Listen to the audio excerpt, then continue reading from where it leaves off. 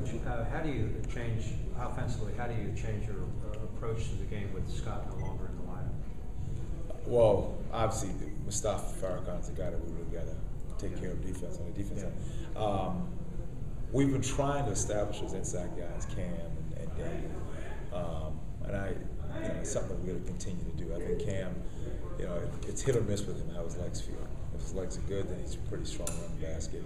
And again, Daniel, we just got to keep working until he gets to the point where he feels comfortable. How about the confidence this team must have right now? And momentum's a funny thing and an interesting thing. And how do you kind of harness that as you head further and deeper into the ACC schedule? Well, I think getting off to a good start in your next game, obviously being on the road at Virginia, and that means taking care of the ball, not turning it over, and not giving up easy shots early in the game, just to kind of make sure that you're in the game. You don't get to a 8 or 10 point deficit before the first media timeout or the second media timeout.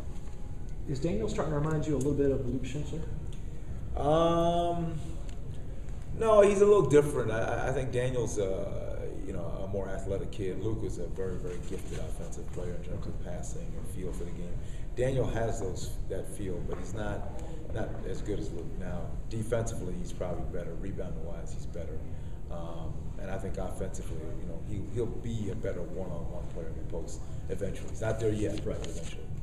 He was talking last night about having to kind of change his mindset, especially early in the ball game when the shots aren't falling, for instance, and he's not making that move.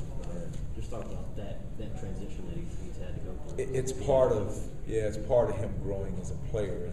And if you go back to early season, first road game in particular, he had a couple of plays that didn't go right his way, and all of a sudden, the rest of his game starts to slip and suffers. Now he can go out there and not score, but yet, like in the Carolina game, have a huge impact on the result by rebounding, by blocking his guy out, making it tough for his guy to catch a ball, of course, blocking shots.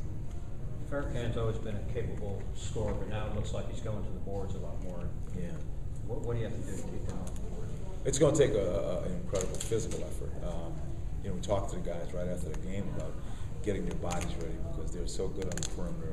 Evans can handle it. Farrakhan, as you said, is not only is he scoring, but he's going to the glass. He's going to make you work for everything. So a big key coming into this game is not leave your energy in the practice gym. You got to bring energy to the court for the game at 12 o'clock on Saturday. So we got to make sure we're rested and physically sharp. That's something else I know we talked some about is the pregame preparation, going into the ball game. I guess it's changed some. Is it safe to say that over the last couple of games? Yeah, as you get deeper into the season, you start practicing less, and you start doing a lot more film watching and trying to get their minds, focused. At this point, if they're not in physical condition to play, they're never going to be.